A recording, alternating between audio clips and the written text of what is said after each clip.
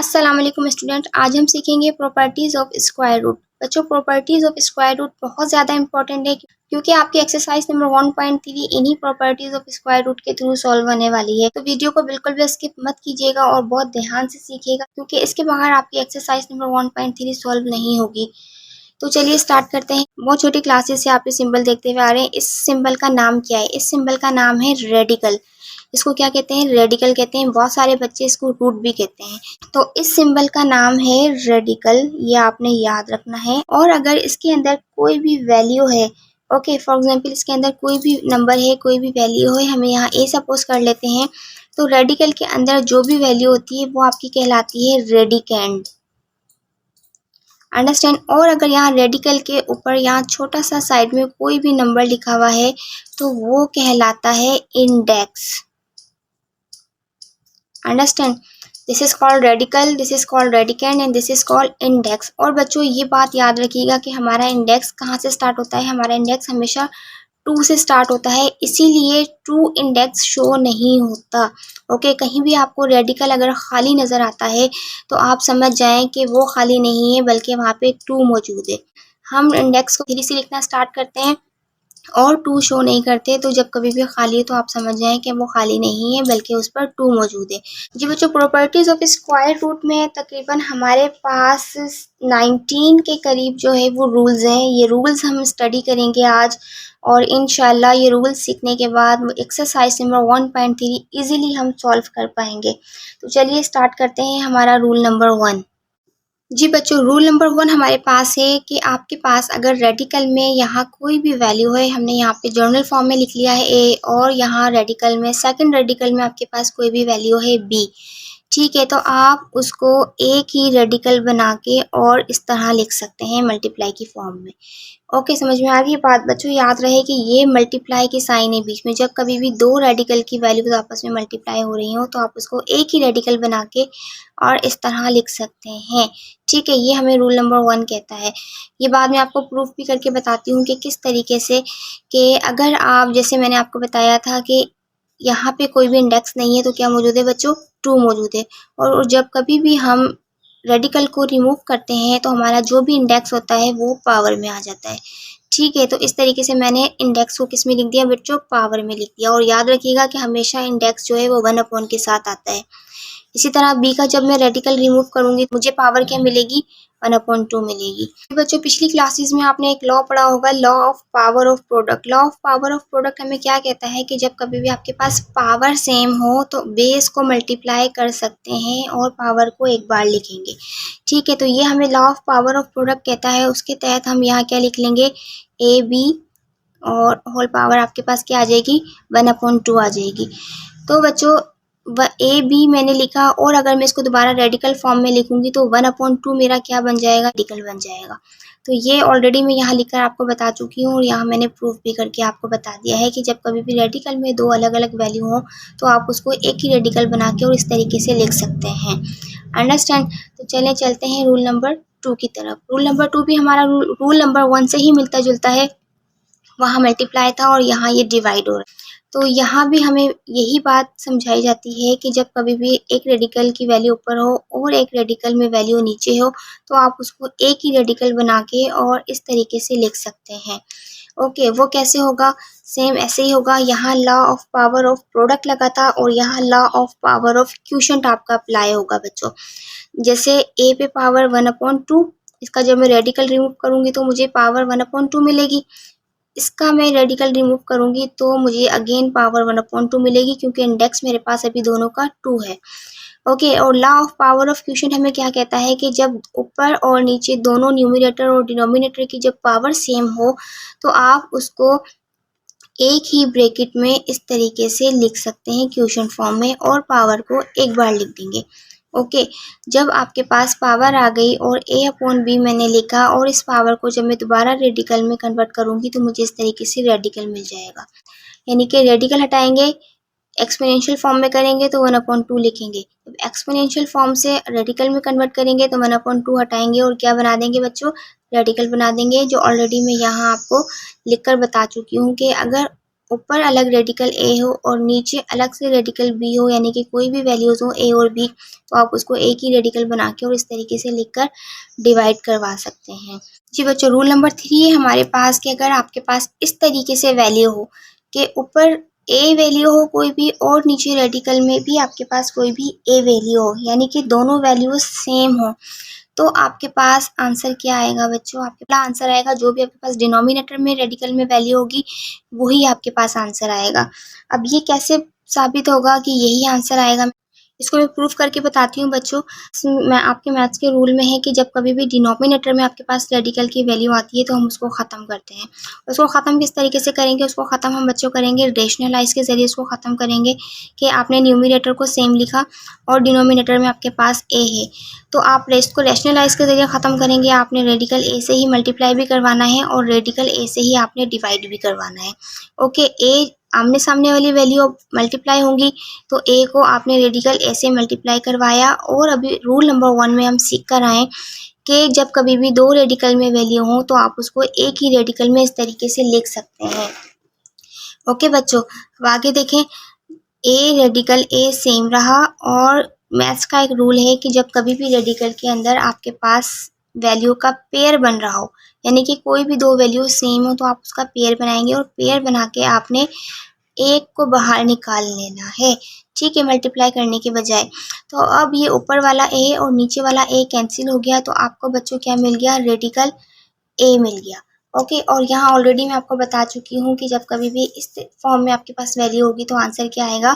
نیچے والے ڈینومینیٹر میں جو بھی ویلیو ہوگی وہی آپ کا آنسر آئے گا۔ آپ نے یہ بات یاد رکھنی ہے کہ یہ جو رول ہے نا کہ میں نے بتایا کہ ڈینومینیٹر میں جو بھی ریڈیکل میں ویلیو ہوگی وہی آنسر آئے گا، اس کے لیے یہ والی ویلیو اور ریڈیکل کے اندر والی جو ویلیو ہے نا، یہ دونوں ویلیو سیم ہونے چاہیے۔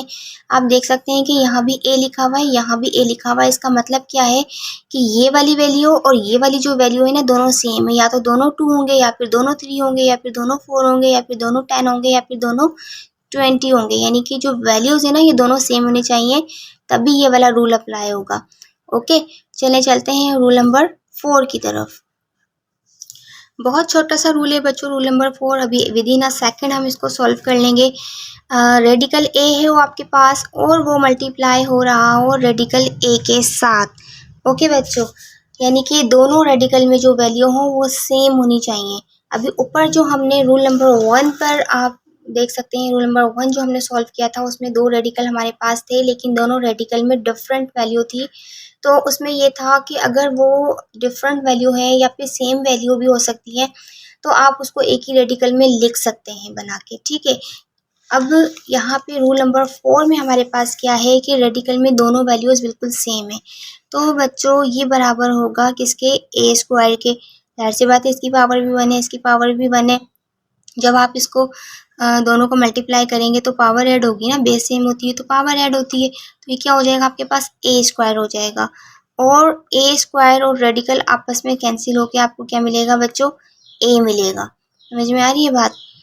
تو اس طریقے سے بھی ہوگا کہ اے کے برابر ہوگا۔ تو یہ ایک چھوٹا سا رول نمبر 4 تھا، یعنی کہ دو ریڈیکل ہوں اور دونوں کی ویلیو سیم ہو تو آپ ایک سمپل نمبر نکال کے باہر لکھ سکتے ہیں۔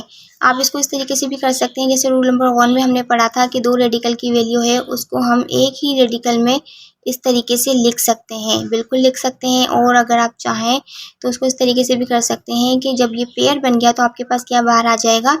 ایک نمبر باہر آ جائے گا، یعنی کہ ایک اے باہر آ جائے گا، تو یہاں بھی تو ہم نے اے ہی لکھا ہے نا، تو آپ اس کو کسی بھی طریقے سے سولو کر لیں۔ بتانے کا مقصد یہ ہے کہ ریڈیکل کے اندر دو ریڈیکل ہوں اور دونوں میں اگر سیم ویلیو ہوں تو اس میں سے کوئی بھی ایک آپ باہر نکال کے لکھ لیں تو وہی اس کا آنسر ہوگا سولو کرنے کے بعد بھی۔ Let's move on roll number 5۔ جو رول نمبر 5 ہمارے پاس بہت آسان ہے کہ اگر ریڈیکل میں اوپر اور نیچے دونوں ویلیوز سیم ہو تو وہ برابر ہوگا 1 کے۔ ہاں جی، یہ برابر ہوگا 1 کے۔ وہ کیسے؟ ریڈیکل اے آپس میں کینسل ہو کے آپ کے پاس کیا ہو جائے گا بچوں؟ 1 آ جائے گا۔ اوکے، تو یہ بہت چھوٹا سا ایک رول نمبر 5 تھا۔ اب دیکھتے ہیں رول نمبر 6 کو۔ رول نمبر 6 آپ کے پاس کیا ہے کہ اگر آپ کے پاس کوئی بھی ریڈیکل اے ہے، اور یعنی کہ دو ریڈیکل ہیں آپ کے پاس، کوئی بھی دو ریڈیکل ہیں اور دونوں کی جو ویلیوز ہیں وہ کیا ہے؟ سیم ہے، یعنی کہ ریڈیکل کے اندر والی جو ویلیوز ہیں نا وہ سیم ہونی چاہیے. سمجھ میں آ رہی ہے بات؟ اور باہر یہ جو آپ کے پاس m لکھا ہوا ہے اور n لکھا ہوا ہے نا، یہ آپ کے انڈیکس نہیں ہے بلکہ یہ ایک نمبر ہے، کوئی بھی کانسٹنٹ نمبر ہے. یہ رول دونوں کے لیے، پلس کے لیے بھی ہے اور مائنس کے لیے بھی ہے. تو یہ کس کے برابر ہوگا، آپ اس کو کس طریقے سے لکھیں گے کہ m پلس n کر دو، یا پھر اگر مائنس میں ہے تو m مائنس n کر دو، اور یہ جو ریڈیکل ہے وہ آپ ایک مرتبہ لکھیں گے. ٹھیک ہے، وہ کیسے کہ اس کو میں آپ کو ایک مثال کے ذریعے سمجھاتی ہوں. جیسے اگر آپ کے پاس 3 پینسلز ہیں اور 2 پینسلز الگ ہیں اور 3 پینسلز الگ ہیں، تو آپ ان دونوں کو پلس کر سکتے ہیں نا. آپ کے پاس کتنی پینسلز ہو جائیں گی؟ 5 پینسلز ہو جائیں گی. یا پھر آپ اس کو مائنس کر دیں، 3 پینسلز میں سے 2 پینسلز مائنس کر دیں تو آپ کے پاس جو ہے 1 پینسل بچے گی. اسی طریقے سے یہاں پہ m ریڈیکل a ہے اور یہاں پہ n ریڈیکل a ہے، تو آپ m ریڈیکل a کو اور n ریڈیکل a کو پلس بھی کر سکتے ہیں اور مائنس بھی کر سکتے ہیں. لیکن اگر میں کہوں کہ 3 پینسل ہیں اور 2 ریزر ہیں، ان کو آپس میں پلس کر دو یا پھر ان کو مائنس کر دو، تو آپ نہیں کر سکتے نا. ریزر ایک الگ کیٹیگری میں آتا ہے اور پینسل ایک الگ کیٹیگری میں آتی ہے. تو آپ سے الگ الگ چیزوں کو پلس یا مائنس نہیں کر سکتے، آپ سیم چیزوں کو آپس میں پلس یا پھر مائنس کر سکتے ہیں نا. تو اسی طریقے سے اگر آپ کے پاس یہاں پہ فار ایگزامپل میں آپ کو بتاتی ہوں کہ 2 ریڈیکل 5 ہے، اوکے، اور آپ اس کو پلس کروائیں 3 ریڈیکل 5 سے، یعنی کہ ایک کی جگہ میں نے 5 لکھا ہے اور ایم این کی جگہ میں نے 2 3 لگا دی. ریڈیکل کے اندر والی ویلیو سیم ہونی چاہیے، تبھی وہ پلس یا پھر مائنس ہوں گی آپس میں. تو 2 ریڈیکل 5 اور 3 ریڈیکل 5 کتنے ہو جائیں گے بچوں؟ آپ کے پاس ہو جائیں گے 5 ریڈیکل 5. اوکے، اسی طرح اگر آپ اس کو مائنس کروائیں کہ 2 ریڈیکل 5 مائنس 3 ریڈیکل 5، تو آپ کو کیا ملے گا؟ مائنس کا ریڈیکل 5 ملے گا. اوکے، پلس مائنس مائنس ہوتا ہے نا، اور جو نمبر بڑا ہوتا ہے اسی کی سائن آتی ہے، تو آپ کو کیا ملے گا؟ مائنس کا 1 ریڈیکل 5. ورنہ عموماً ہم شو نہیں کرتے. تو ریڈیکل کے اندر والی جو ویلیوز ہیں اگر وہ سیم ہے تو آپ اس کو پلس بھی کروا سکتے ہیں اور بچوں آپ اسے مائنس بھی کروا سکتے ہیں. جی بچوں، یہ رول نمبر 7 ہے. تقریباً جو ہم ریڈیکل کی پراپرٹیز کو ڈسکس کر رہے ہیں اس کا یہ آخری رول ہے. اس کے بعد ہم اپنے رول میں ایک چیز اور ایڈ کریں گے جس کا نام ہے انڈیکس. انڈیکس کے ساتھ جو بھی ہمارے پاس ریڈیکل ہوگا ہم اس کے رولز ڈسکس کریں گے. چلیں جلدی سے اس کو بھی دیکھ لیتے ہیں. اگر ہمارے پاس ریڈیکل ہے اور اس میں کوئی بھی ویلیو ہے a/b اور پاور ہمارے پاس نیگیٹو ہے، تو بچوں اپنے کویشچن کو سولو کرنے سے پہلے، سمپلیفائی کرنے سے پہلے، سب سے پہلے ہماری یہ کوشش ہوتی ہے کہ ہم اپنی پاور کو پازیٹیو بنائیں. تو پاور پازیٹیو کیسے بنے گی؟ پاور پازیٹیو اس طریقے سے بنے گی کہ جس چیز کے اوپر بھی پاور ہے نا آپ اس کو ریسیپروکل کر دیں، یعنی کہ اندر والی جو بھی نیومریٹر اور ڈینومینیٹر ہے نا اس کو الٹ دیں. a/b ہے نا، آپ اس کو b/a کر دیں اور پاور آپ کے پاس کیا ہو جائے گی بچوں؟ پازیٹیو ہو جائے گی. جی ہاں، یہ بھی میتھس کا ایک رول ہے کہ جب کبھی بھی آپ کو پاور کو پازیٹیو بنانا ہو، پاور کی سائن چینج کرنی ہو، تو آپ ڈینومینیٹر کو نیومریٹر اور نیومریٹر کو ڈینومینیٹر کی جگہ رکھ سکتے ہیں. بچوں اب ہمارے پاس جو ریڈیکل کے رولز ہیں وہ انڈیکس کے ساتھ ہے. اوکے، چلیے اس کو اسٹڈی کرتے ہیں اور سیکھتے ہیں اپنی ایکسرسائز نمبر 1.3 کے لیے. اگر آپ کے پاس ریڈیکل a ہے اور یہاں ریڈیکل b ہے اور دونوں آپس میں ملٹیپلائی ہو رہے ہیں اور آپ دیکھ سکتے ہیں کہ ان کے انڈیکس بھی جو ہے وہ بالکل سیم ہے. اوکے، جب انڈیکس بھی سیم ہوں گے اور ریڈیکل میں کوئی بھی 2 ویلیو ہوں گی اور بھی وہ ڈفرینٹ بھی ہو سکتی ہیں اور سیم بھی ہو سکتی ہیں. تو جیسے ہم نے رول نمبر 1 میں پڑھا تھا کہ اگر کوئی بھی 2 ویلیو ریڈیکل میں ملٹیپلائی ہو رہی ہے تو آپ اس کو اس طریقے سے لکھ سکتے ہیں. ٹھیک ہے، اور اگر ان کے انڈیکس سیم ہے تو آپ انڈیکس کو ایک مرتبہ لکھ دیں گے. اچھا، یہ کس طریقے سے ہوا یہاں میں آپ کو پروف کر کے بتاتی ہوں. یہ والی سائڈ کہ اگر a پر انڈیکس n ہے، اوکے، جب میں ریڈیکل کو ریموو کروں گی تو مجھے پاور 1/n ملے گی. اسی طرح یہاں میں ریڈیکل کو ریموو کروں گی تو مجھے پاور 1/n ملے گی. اور یہاں اپلائی ہوگا law of power of product, یعنی کہ اگر دونوں کی پاور سیم ہے تو آپ بیس کو ملٹیپلائی کروا کے اور پاور کو ایک مرتبہ لکھیں گے. اوکے بچوں، یہ ہمارے پاس ہوتا ہے law of power of product. اس کو اچھے طریقے سے اپنے ذہن میں بٹھا لیجئے گا. پاور سیم ہو تو بیس کو ملٹیپلائی کر کے اور پاور کو ایک مرتبہ ہم لکھ دیتے ہیں. یہاں پہ پاور میرے پاس 1/n ہے. اگر میں اس کو دوبارہ ریڈیکل میں کنورٹ کروں تو نمبر میرے پاس کیا ہے؟ ab ہے، اور میں نے ریڈیکل بنایا. 1/n جو تھا وہ میرا کہاں آ جائے گا بچوں؟ انڈیکس میں آ جائے گا.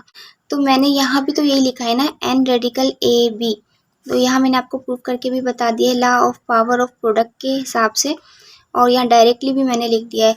तो ये बताने का मकसद ये है कि जब कभी आप क्वेश्चन सॉल्व कर रहे हो और इस तरह से आपके पास वैल्यू आ जाए कि रेडिकल में ए हो या बी हो, यानी कि कोई भी दो वैल्यू हो, ए और बी हो, जनरल फॉर्म में लिखा हुआ है, या 3 भी हो सकता है, 4 भी हो सकता है, और उन दोनों की पावर सेम हो, तो आपने इंडेक्स को एक बार लिख देना है। ठीक है, यहाँ हम एग्जाम्पल के थ्रू भी इसको समझते हैं कि अगर आपके पास कोई भी इंडेक्स है 2, ओके, और अंदर 3 है, तो वो मल्टीप्लाई हो रहा है, इंडेक्स दोनों के सेम होने चाहिए, और यहाँ अंदर मेरे पास 4 है।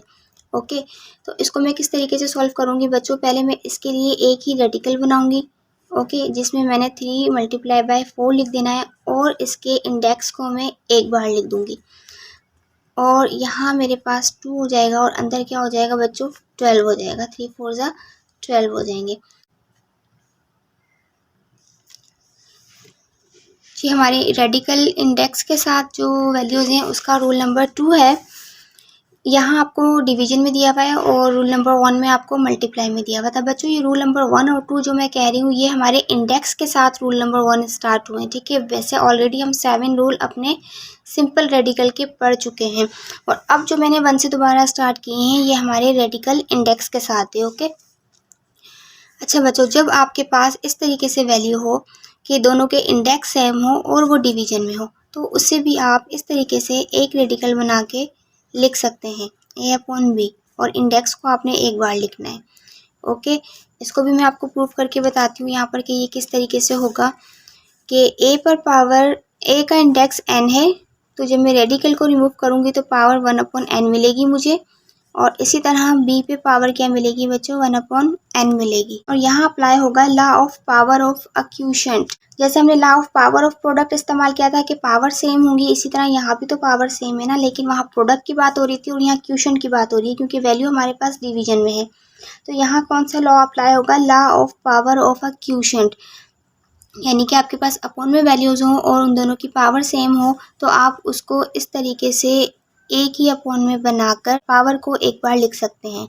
ओके, जब आपके पास ए अपॉन बी आ गया और उसके ऊपर पावर है, और मैं इसको दोबारा अगर रेडिकल में कन्वर्ट करूं तो मुझे इसका इंडेक्स क्या मिलेगा बच्चों, एन मिलेगा, क्योंकि जब हम पावर में कन्वर्ट करते हैं तो 1 अपॉन के साथ लिखते हैं, और जब इंडेक्स में कन्वर्ट करते हैं तो 1 अपॉन नहीं लिखते, हम डायरेक्ट अपनी वैल्यू लिखते हैं।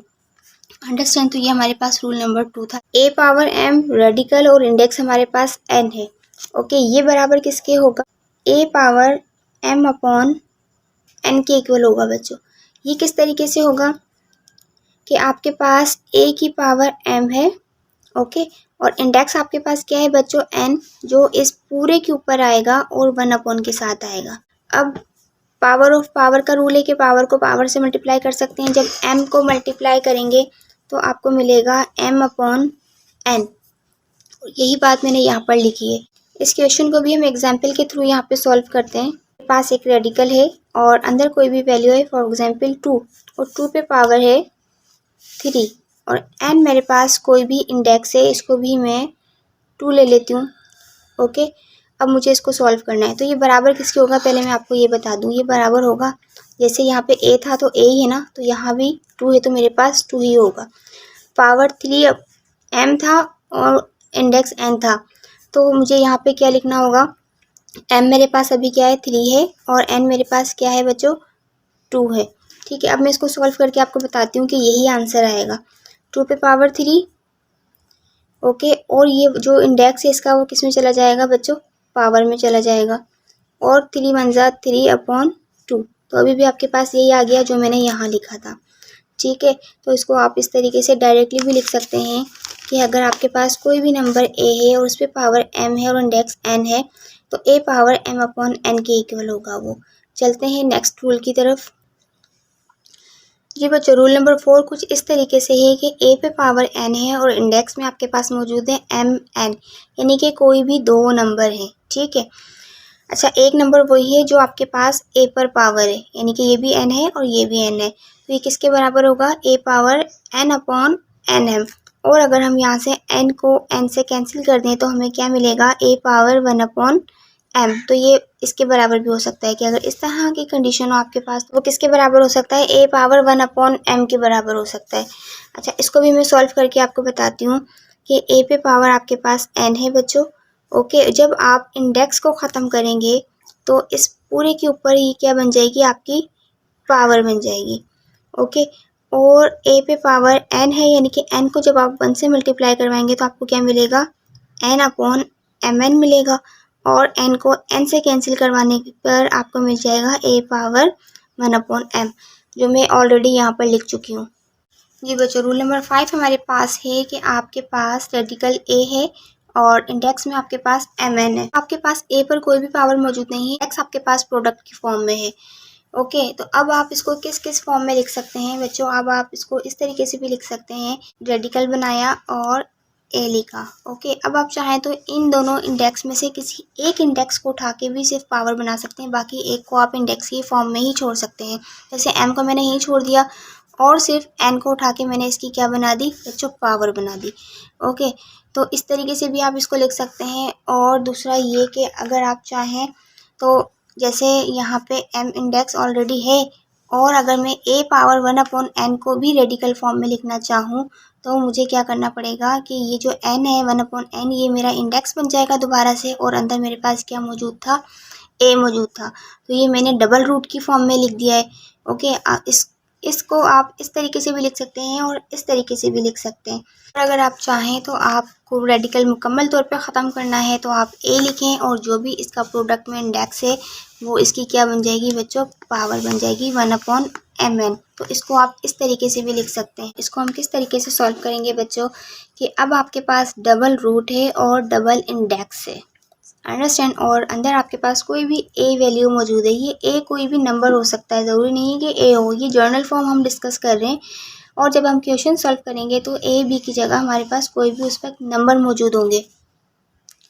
تو بچوں آپ اس کو اس طریقے سے لکھ سکتے ہیں کہ آپ نے a بنایا اور انڈیکس کو انڈیکس سے ملٹیپلائی کروا کے آپ یہاں n اسکوائر بھی لکھ سکتے ہیں. جی ہاں، بالکل لکھ سکتے ہیں اس طریقے سے. اور اگر آپ اس کا ریڈیکل ختم کرنا چاہتے ہیں 1 اپون n اسکوائر کی فارم میں بھی لکھ سکتے ہیں، کیونکہ ابھی اس کا جو انڈیکس ہے وہ n اسکوائر ہے، اور جب آپ روٹ ختم کریں گے تو جو بھی انڈیکس ہے وہ آپ کی 1 اپون کی فارم میں پاور میں بن کر آپ کے سامنے آ جائے گا. اوکے، اب یہ کس طریقے سے ہوا اس کو دیکھ لیتے ہیں. ایک کا انڈیکس کیا ہے آپ کے پاس بچوں، n ہے نا، تو جب آپ انڈیکس کو ختم کریں گے تو پاور 1 اپون n آئے گی، اور یہ والا ریڈیکل آپ کے پاس ابھی سیم اسی طریقے سے موجود ہے. اوکے، اب اگر میں اس والے ریڈیکل کو اور انڈیکس کو بھی ختم کروں تو مجھے کیا ملے گا، 1 اپون n تو میرے پاس ہے. اوکے، تو یہ والا n بھی میرے پاس کس میں آ جائے گا، پاور کی فارم میں آ جائے گا، یعنی کہ 1 اپون n کے ساتھ ملٹیپلائی ہو جائے گا 1 اپون n، یعنی کہ a پاور 1 اپون n کے اوپر آپ کے پاس کیا پاور آ جائے گی، 1 اپون n پاور آ جائے گی بچوں. اور پاور سے پاور ملٹیپلائی ہو سکتی ہے، آپ کو اچھے طریقے سے پتہ ہے. تو آپ کو 1 سے 1 ملٹیپلائی کر کے 1 ملے گا، اور n سے n ملٹیپلائی کروا کے آپ کو کیا مل جائے گا، n اسکوائر مل جائے گا. تو یہ آپ کے پاس آ گیا a power 1 upon n square, جو آلریڈی میں یہاں پر لکھ چکی ہوں. اوکے، تو یہ تھا ہمارا رول نمبر 6 کہ اس طرح کی کوئی بھی سچویشن کنڈیشن آپ کے پاس کویشچنس میں آ جاتی ہے تو آپ نے اس کو اس طرح سے سولو کرنا ہے. چلتے ہیں ہمارے رول نمبر 7 کی طرف. ہمارے پاس بہت ہی ایزی ہے. اگر a پر پاور n ہے اور انڈیکس میں بھی آپ کے پاس n ہے تو وہ آپ کا برابر ہوگا a کے.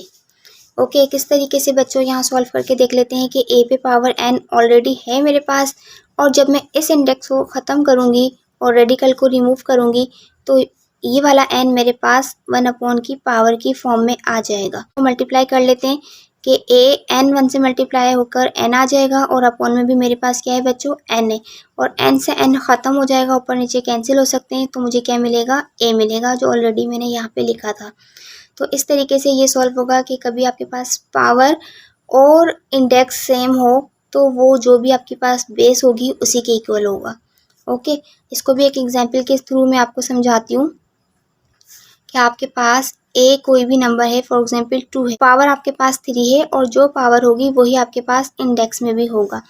ٹھیک ہے، تو آپ اس کو کس طریقے سے سولو کریں گے کہ 2 پاور 3 ریمین سیم، اور جو بھی انڈیکس ہے وہ آپ کے پاس پاور کی فارم میں آئے گا.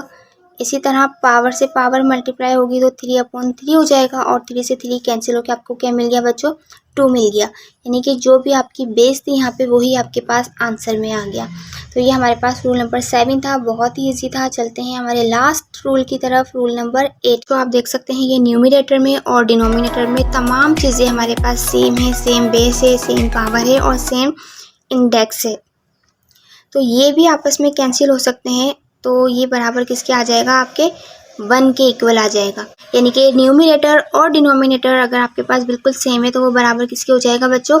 1 کے برابر ہو جائے گا۔